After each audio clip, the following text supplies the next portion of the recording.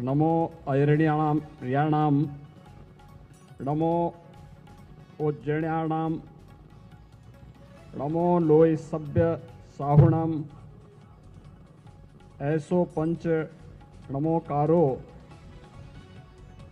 सभ्य पाव प्यसणो मंगलाम च सभ्य सीम पठम हवै मंगलम। जय जिनेन्द्र। भारत माता की, भारत माता की, भारत माता की।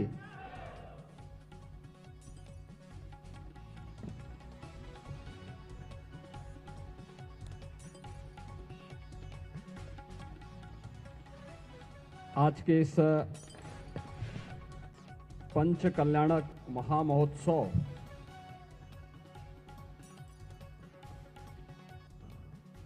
भगवान पार्श्वनाथ की भव्य मूर्ति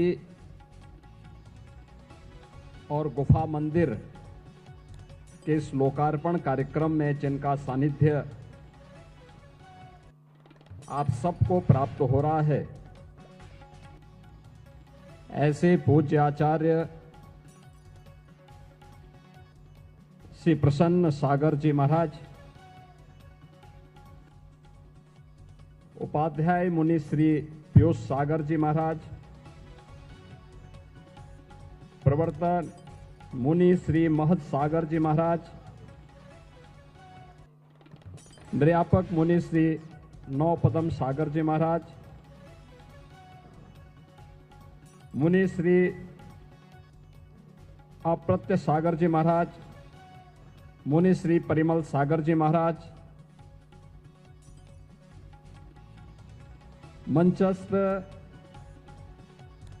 अन्य इस परंपरा से जुड़े हुए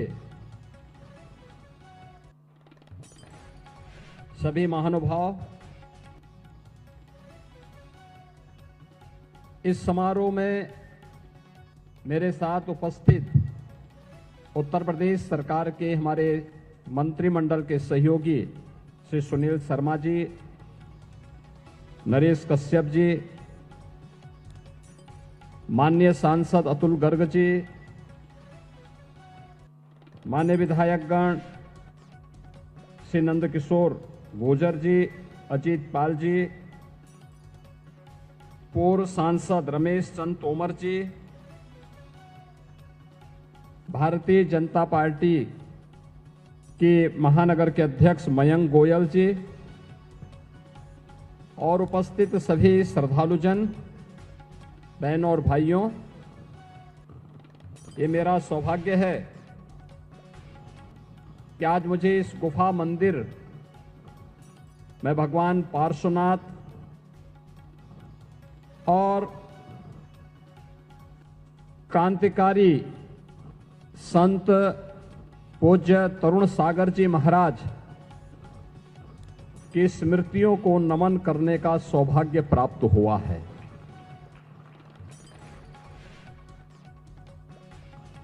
मैं इसके लिए आभारी हूं इस पूरी व्यवस्था से जुड़े हुए उन सभी महानुभावों का जिन्होंने मुझे आज यहां पर पूज्य आचार्य श्री प्रसन्न सागर जी महाराज और अन्य जैन मुनियों संतों का सानिध्य प्राप्त करने, इस पंच कल्याणक महामहोत्सव में भाग लेने और इस भव्य गुफा मंदिर को देखने का सौभाग्य प्राप्त प्रदान किया। बहनों और भाइयों, भारत की परंपरा, भारत के ऋषियों, संतों, मुनियों और महापुरुषों के त्याग और बलिदान की एक महागाथा है। ये महागाथा उंगलियों में गिनने लायक नहीं, युगों युगों से यह गाथा विश्व मानवता के लिए एक प्रेरणा रही है। विश्व मानवता इस महागाथा का श्रवण करके, उससे प्रेरणा प्राप्त करके अपने आगे के भविष्य को तय की है और उसी परंपरा को आगे बढ़ाने के लिए आज भी भारत के अंदर हमारी वे पवित्र उपासना विधियां उसी रूप में, उसी श्रद्धा भाव के साथ कार्य करते हुए इस व्यवस्था को आगे बढ़ा रहे हैं। अभी 3 दिन पूर्व यह हमारा सौभाग्य है, अयोध्या में प्रभु श्री राम के भव्य मंदिर के निर्माण में कार्य को पूर्ण करने के इस महायज्ञ का पूर्णाहुति के कार्यक्रम के साथ ही भव्य भगवा ध्वज का आरोहण से राम जन्मभूमि के भव्य मंदिर में प्रधानमंत्री जी के कर कमलों से संपन्न हुआ है। पूरा देश और पूरी दुनिया भारत के सनातन के इस वैभव को देखी है, उसको अनुभव की है। और अयोध्या की जब बात आती है तो उसी इक्ष्वाकु कुल के प्रथम राजा भगवान ऋषभ देव, जो प्रथम जैन तीर्थंकर थे, उनका स्मरण भी हर व्यक्ति बड़ी श्रद्धा भाव के साथ करता है। ये उत्तर प्रदेश का सौभाग्य है कि हमारे उत्तर प्रदेश में प्रथम जैन तीर्थंकर भगवान ऋषभ देव और अयोध्या में 4 ऐसे पवित्र जैन तीर्थंकर उसी अयोध्या की धरती में पैदा हुए। काशी, जो दुनिया की आध्यात्मिक नगरी कही जाती है, उस काशी में 4 जैन तीर्थंकरों को अवतरित होते हुए दुनिया ने देखा है। अभी पिछले दिनों मुझे श्रावस्ती जाने का अवसर प्राप्त हुआ था। वहां पे पर ही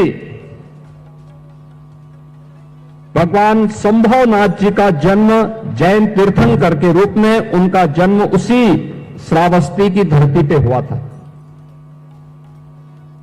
भगवान महावीर का जन्म यद्यपि वैशाली में हुआ, लेकिन महापरिनिर्वाण उन्होंने उत्तर प्रदेश के कुशीनगर के पावागढ़ में लिया था। और आज मुझे बताते हुए प्रसन्नता है कि हमारी सरकार ने उस फाजिल नगर का नाम, जहां भगवान महावीर ने अपना महापरिनिर्वाण लिया था, उसे हम पावा नगरी के रूप में हम लोगों ने उसके नामकरण को आगे बढ़ाने की कार्रवाई को आगे बढ़ाया है।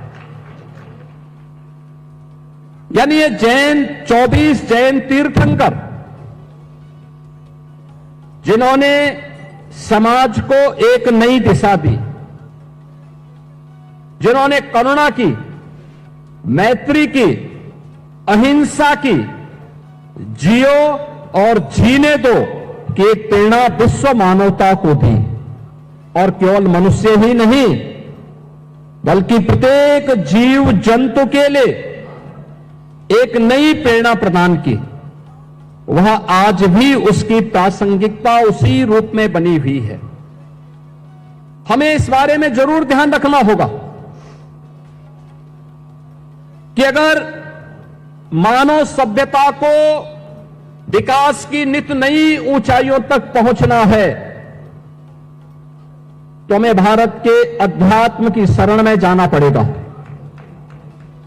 याद रखना, अध्यात्म के साथ ही भौतिक विकास हो, सांस्कृतिक उन्नयन हो, या आध्यात्मिक उन्नयन के लिए एक सुरक्षित वातावरण चाहिए, सुसभ्य वातावरण चाहिए, साफ सुथरा वातावरण चाहिए। और यह भारत ने ही पहले भी दुनिया को दिया है, आज भी विश्व मानवता के लिए वह संदेश भारत का ही है, भारत के ऋषि मुनियों का है, भारत की परंपरा का है, भारतीय संस्कृति का है। हम सबको इस बारे में गौरव की अनुभूति होनी चाहिए कि हम सब इन सभी संदेशों को लेकर के जो भारत की ऋषि मुनि परंपरा ने हम सबको दिया है, अगर हम इसका आत्मसात करते हैं, इसका अनुसरण करते हैं, तो यही विश्व मानवता के कल्याण का मार्ग प्रशस्त करता है। आप याद करिए, गत वर्ष जब प्रधानमंत्री मोदी जी ने उस समय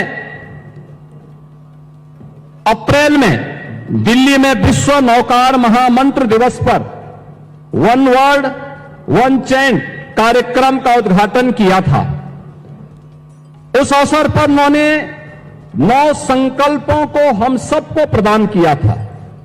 वे 9 संकल्प थे कि पानी का बचत, दूसरा था एक पेड़ मां के नाम, तीसरा था स्वच्छता का मिशन, चौथा था वोकल फॉर लोकल, पांचवा था देश दर्शन, छठा था नेचुरल फार्मिंग यानी प्राकृतिक खेती, सातवां था हेल्दी लाइफ स्टाइल यानी योग और खेल को जीवन में लाना, और 9वां था गरीबों के कल्याण के लिए, गरीबों की भलाई के लिए सदैव समर्पित भाव के साथ कार्य करना। और आज मुझे बताते हुए प्रसन्नता है कि जैन मुनियों की जो परंपरा है उसी पवित्रता को आगे बढ़ाने का कार्य कर रही है। मैंने भी यहां पर जब मैं आया था, मैंने आचार्य श्री प्रसन्न सागर जी महाराज, उपाध्याय मुनि श्री पीयूष सागर जी महाराज की दिनचर्या को देखा है, और मैंने जो देखा उनके बारे में सुना। जो मैं देख रहा था कि 557 दिनों की कठोर साधना, 496 दिनों की निर्जल उपवास, तप, अनुशासन और आत्म संयम का एक अद्भुत उदाहरण इसमें हमें देखने को मिला है। ये चीजें दिखाती हैं कि अगर हम संकल्प ले लें तो पिंडमाही ब्रह्मांड समाया, यानी सब कुछ जो कुछ हमें बाहर दिखाई दे रहा है वह सब कुछ हमें इस शरीर में अनुभव होते हुए दिखाई देगा।